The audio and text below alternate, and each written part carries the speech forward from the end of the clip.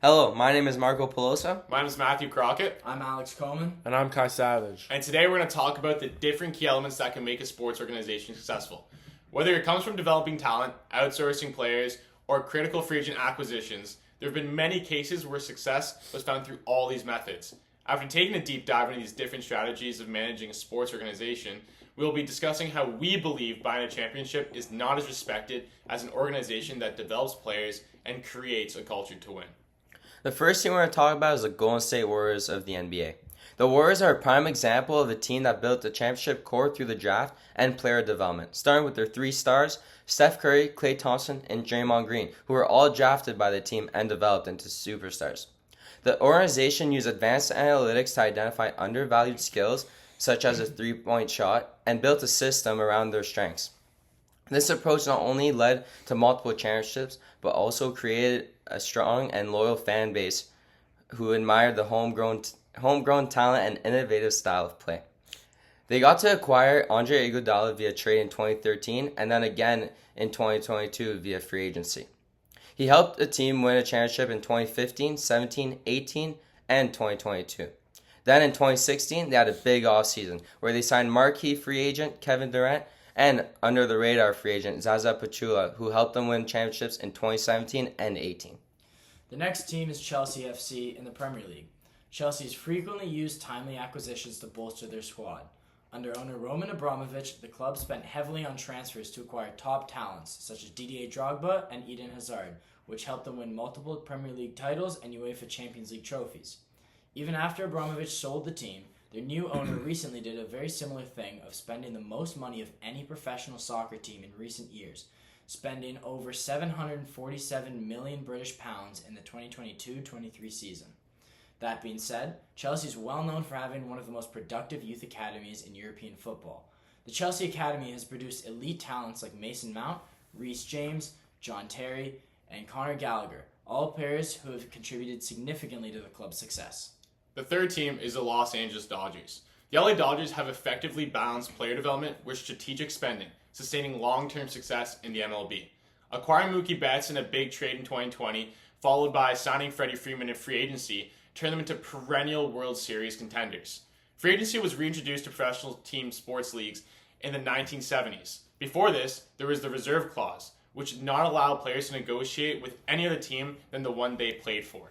In recent free agencies, the Dodgers acquired MVP Shohei Ohtani and Japanese star Yoshinobu Yamamoto to make their team truly the start of a legacy.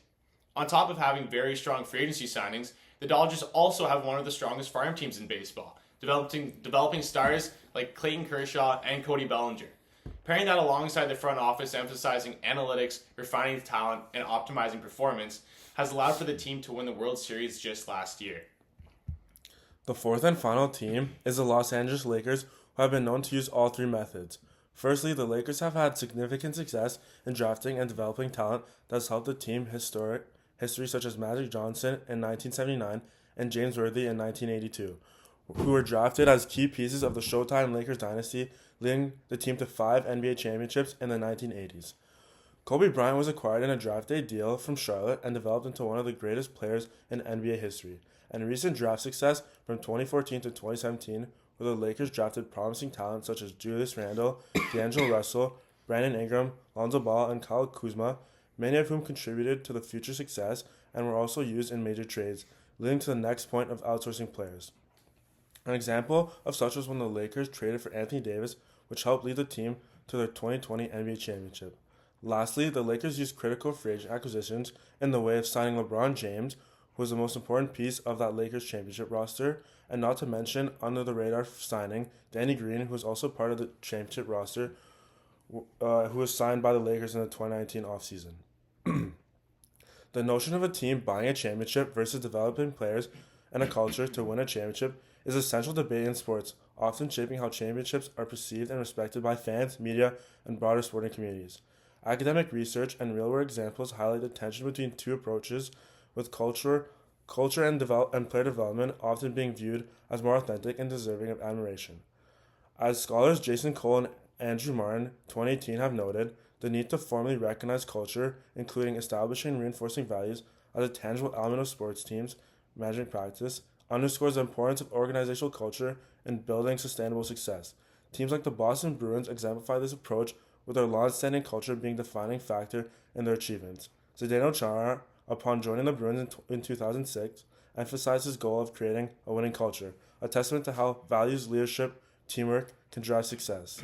This culture was built for over 2 decades and was passed on to Patrice Bergeron when Zdeno Chara left Boston, and then Brad Marchand once Bergeron retired. The focus on culture not only fosters loyalty among players, but also resonates with fans who often view such teams as embodying the true spirit of competition.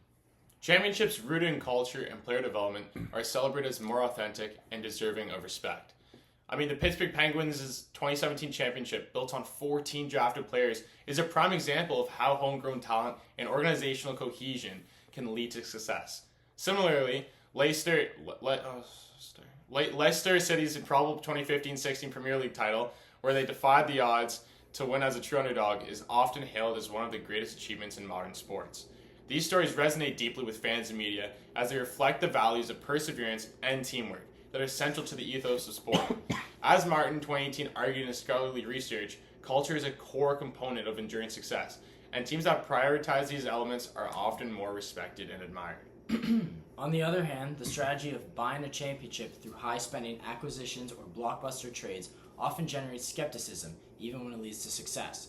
The dominance of teams with the highest market value, as can be seen by the statistic that 38 times the team with the highest market value won the national championship, raises questions about competitive balance and the role of financial resources in determining outcomes.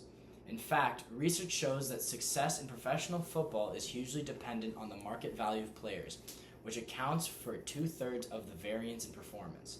This trend is evident in leagues like the English Premier League, where teams like Manchester City have faced criticism for their financial dominance.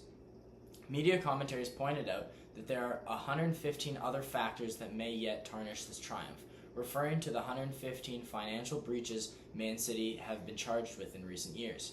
These charges have led to further criticism in the football community, with many arguing that City paid their way to the top. While such teams achieve success, their championships are often viewed as skepticism, as they are seen to undermine the spirit of fair competition and the meritocratic ideals of sport. The debate between buying a championship and developing players and culture reflects deeper questions about the values we associate with sports. While financial resources can certainly fast-track success, championships built on a strong team culture, player development, and organic growth are often seen as more legitimate and deserving of respect. As Charles Barkley pointed out, he said, "I hate super teams because you're cheating. If they had told me back in my day they were going to hold me to having no championships, I would have played with Michael Jordan or Bird and Magic." This highlights the perceived unfairness of super teams, which contrasts with the authentic teams built through effort and development. Media coverage often amplifies this divide, celebrating underdog stories and homegrown successes while scrutinizing the achievements of high-spending teams. In doing so, the narrative surrounding championships shapes public perception, reinforcing ideals of fairness, effort, and authenticity that lie at the heart of competitive sport. In conclusion, there have been a number of teams able to create a balance between developing and signing players. For example, the Golden State Warriors have both developed talent such as Steph Curry, Draymond Green, and Klay Thompson, while also making key free agent signings such as Kevin Durant. As well, Chelsea FC has developed talent from their youth academy such as John Terry Rees-James, while still spending £747 million British pounds within a single season. As we believe, which has been reinforced by sports personalities, winning a championship by development is much more respected in the sports world than buying championships. Thank you very much.